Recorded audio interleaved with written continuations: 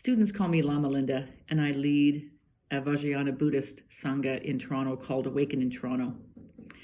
One of the questions I'm often asked is, why are there so many Buddhist death practices?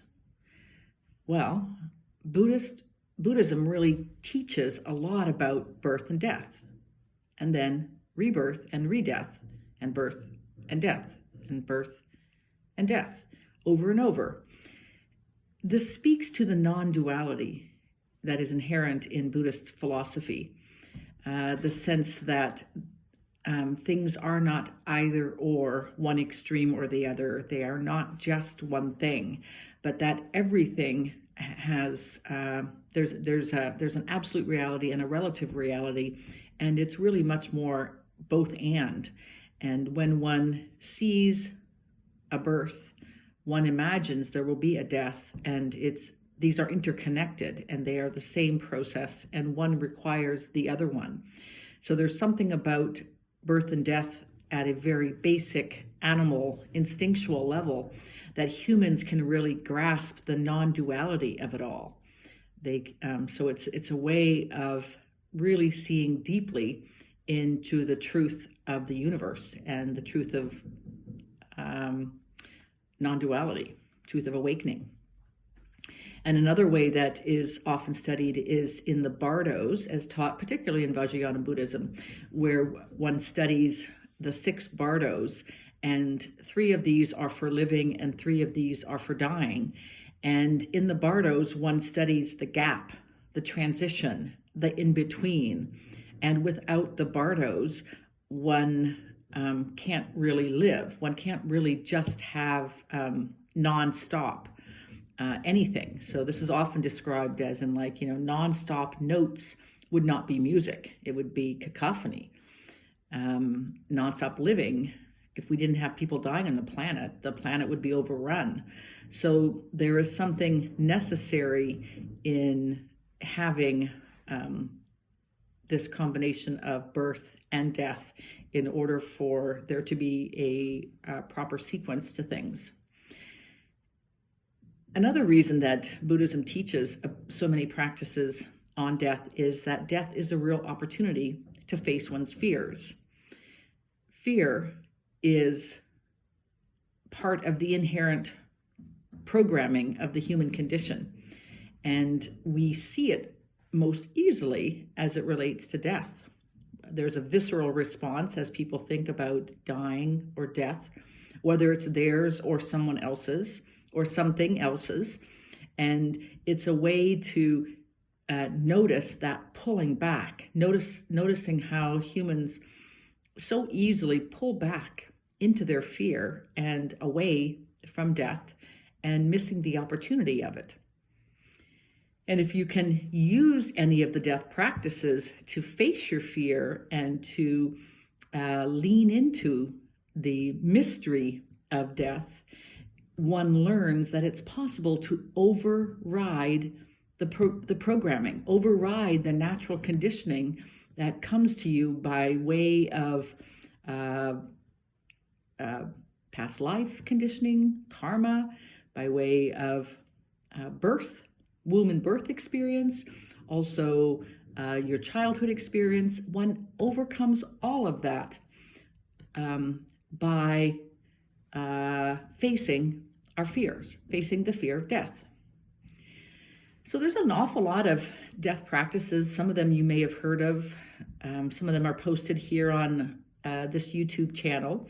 You can study the 9-point meditation on death, which is 9 different reasons why one should practice Dharma and prepare for the dying moment. It's kind of a logical, rational, green approach, as I would call it, what used to be called masculine, but this sense of using the analytical brain to justify why it's useful to meditate on death. Another example would be the dissolution of the body at death. And this is a real somatic experience of what it's like to die. And it can be quite scary, but also liberating to be the dying person and describe what's happening on the inner level and also on the outer level. The charnel grounds may not be people's favorite because it's about how bodies decompose. Very graphic, and one moves through the 9 phases of the decomposition, and finally at the 10th, nothing is left of this lifetime. And it's for those of us who don't have much experience with the dying process, it can be quite shocking to imagine what a body decomposing is all about. Most of us will never see this unless we work in some sort of forensic or something program. We just don't have any access.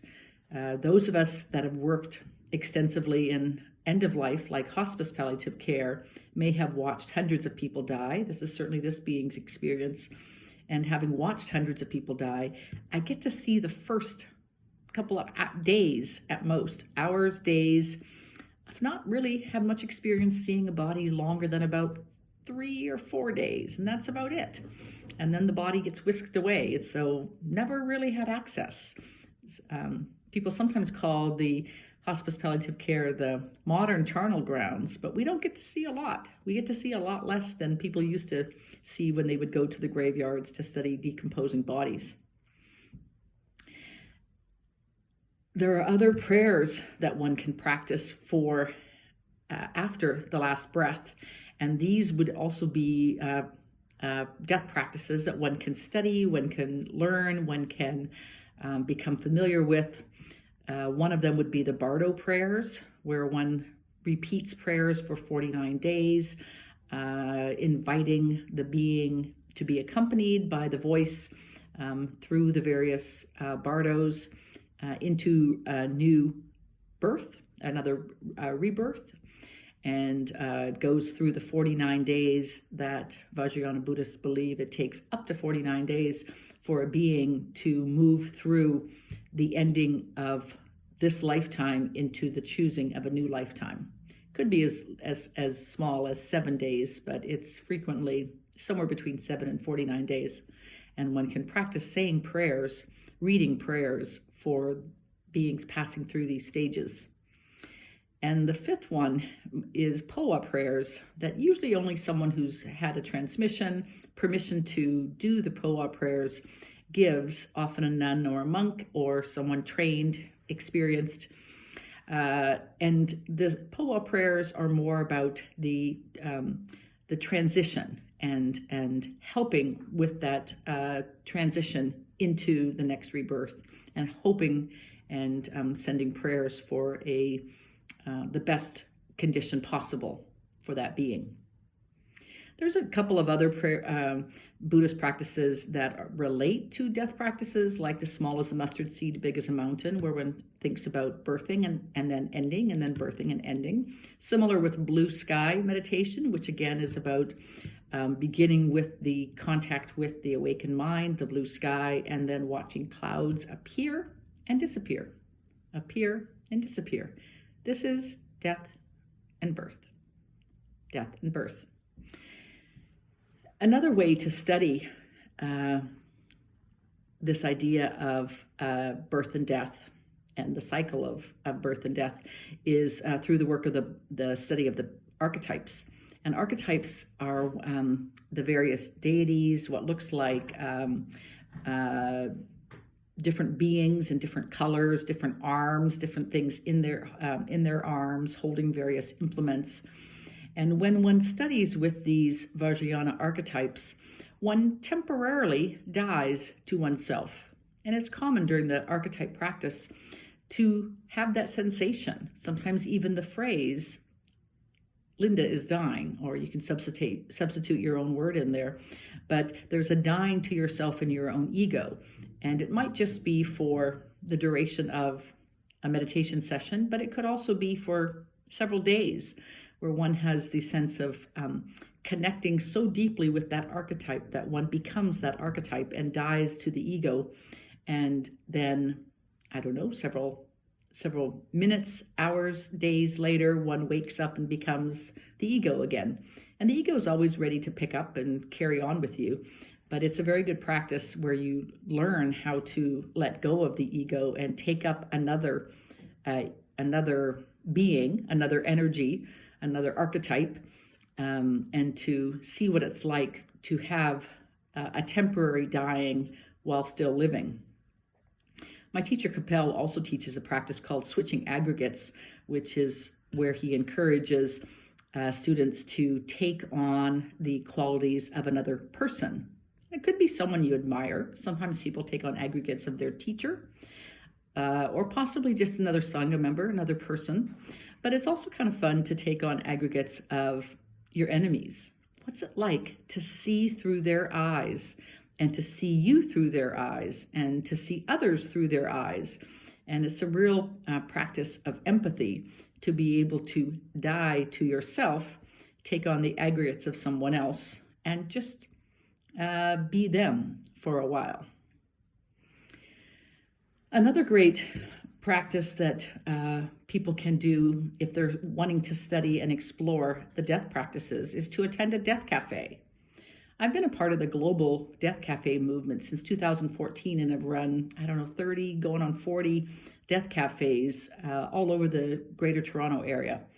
And at these death cafes, we basically invite strangers to come to a room, some public setting, sometimes a bar, cafe, public room, and talk about death. And there's no agenda, and there's no nothing that one is allowed to sell or promote, and rather people just come and sit in small groups, usually like 4 or 5 to a table, and talk openly about death. People often tell stories. It's a real storytelling time where people tell good stories, they tell bad stories, and they ask questions, and they propose views. And it's very much learning how to speak for yourself about your views towards death and listening to other people talk openly. Sometimes people talk about fear, sometimes people talk about love. And we often joke that there's more laughter at a death cafe than there are tears. If you're in the Toronto region, the Toronto Public Library recently took on the hosting of death cafes, which is the ultimate public space, costs nothing to anyone to enter a public library, and you can attend death cafes in all the corners of Toronto. Why do I teach death? Why am I so interested in death practices? Well, truly, I believe that the more one thinks about death and talks about death, the more easily it is to live freely, to live joyfully, and to truly live fully.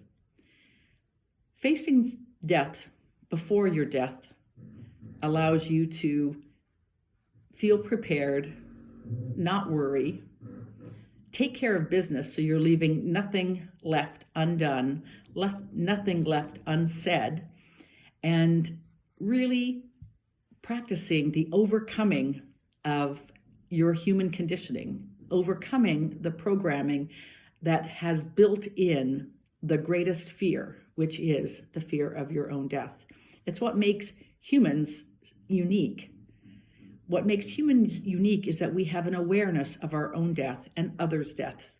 And with that responsibility, we can overcome and face our fear and talk about it and plan for it.